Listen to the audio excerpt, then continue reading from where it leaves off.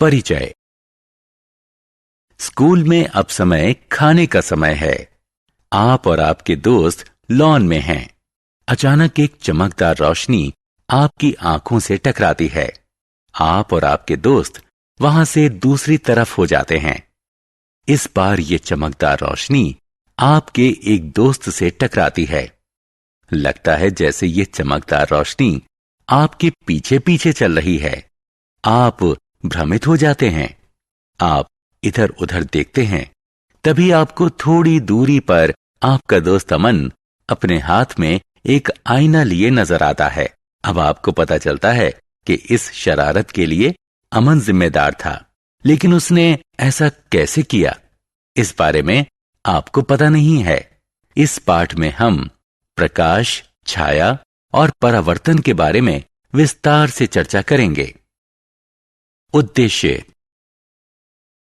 इस पाठ के अंत में आप निम्न करने में सक्षम हो जाएंगे: प्रकाश को परिभाषित करना, चमकदार चीजों को परिभाषित करना, पारदर्शी, पारभासी और अपारदर्शी चीजों के बीच अंतर बताना, छाया कैसे बनती है इस बारे में जानना, छाया के लक्षणों की सूची बनाना, एक पिन होल कैमरे के कार्य को समझाना, रोशनी के परावर्तन को परिभाषित करना, प्रकाश क्या है, रात का समय है और आप घर के अंदर कदम रखते हैं।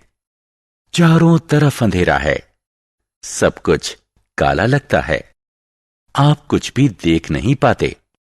आपके पिता लाइट जला देते हैं। अब आप सब कुछ साफ साफ देख पा रहे हैं।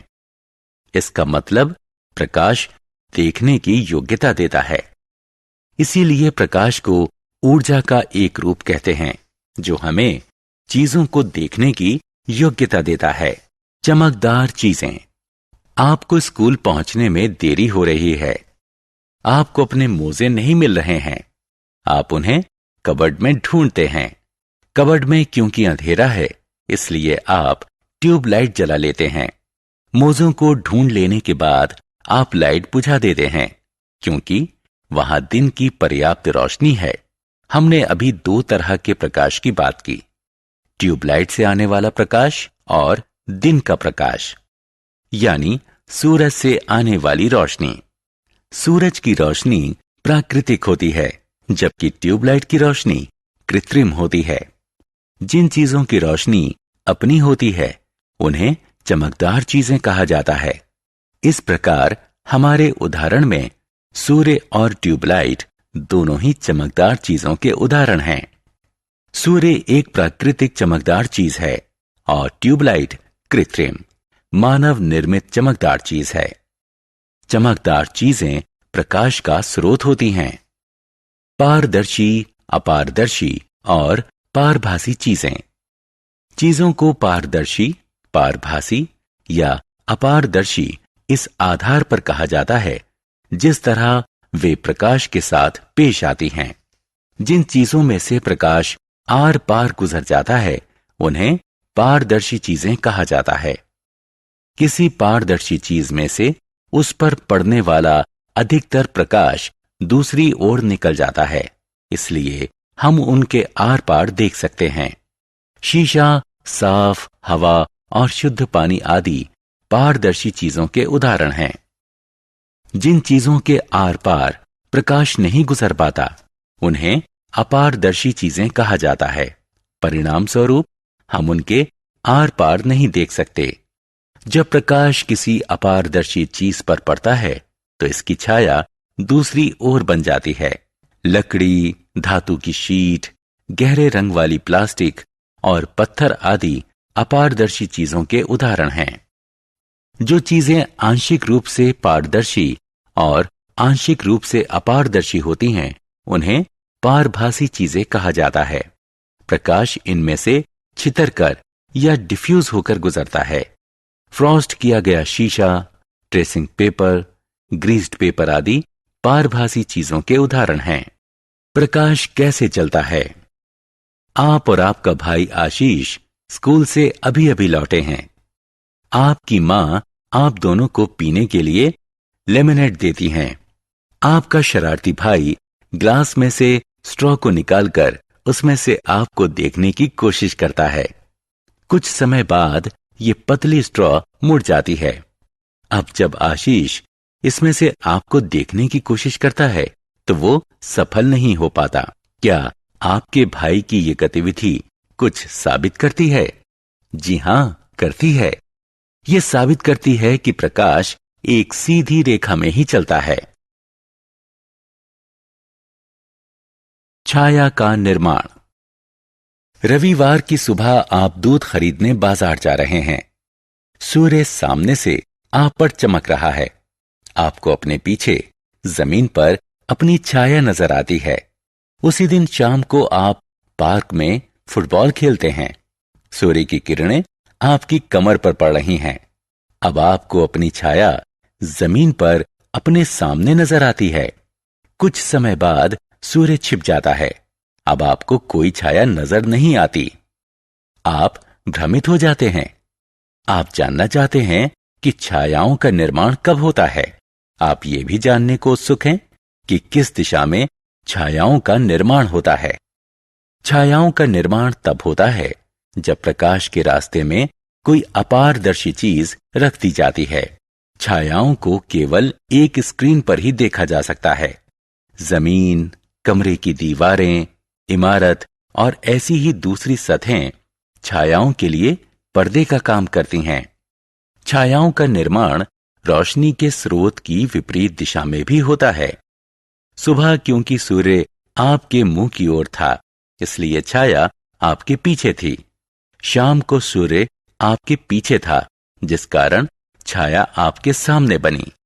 जब सूर्य छिप गया तो कोई रोशनी नहीं थी, इसलिए कोई छाया भी नहीं थी। छायाओं के लक्षण। आपने अभी छायाओं के बारे में कुछ दिलचस्प तथ्यों को जाना। आइए अब छायाओं के कुछ महत्वपूर्ण लक्षणों की लिस्ट बनाएं। छाया का निर्माण तब होता है जब प्रकाश किसी अपारदर्शी चीज पर पड़ता है।